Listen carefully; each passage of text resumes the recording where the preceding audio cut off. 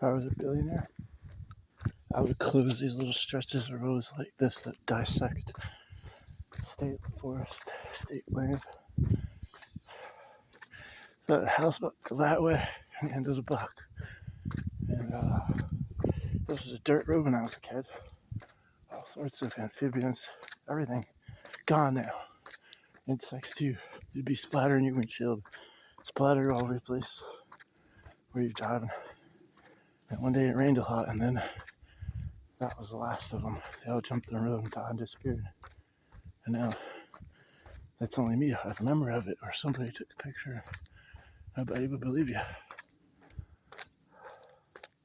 If I was a billionaire, I'd be like, well, maybe flying cars only. You know, there's too many roads, too much ignorance. And 2026, you'd think people would have gotten rid of the fossil fuels and realize that every time you buy into that, you make the adversaries of democracy wealthier, such as China and Russia. And now they have an excuse to go to war over oil. But when that was brought up, you're supposed to care about the future. Build these AI data centers not for the greater good of humanity. No, nobody talks about that. They talk about the benefit that it'll bring to their corporations, the efficiency, and giving people what they want. No, want to give people what they want? Universal solar energy legislation, a robot that provides boundless free medicine, free food, free energy for everyone, as well as a flying yacht, a floating one too, flying car for everybody, because it doesn't pollute, and human beings stop going to war. War is what's getting the evolution of our species in reverse. And I think there's an indifference by what people would call God. They have an anticipation, expectation that there would be mercy on you. But there's an indifference, I believe, to those who live in sin. I think there's a divine presence and who wants us to be kind to one another. I feel that it's somehow inside of me.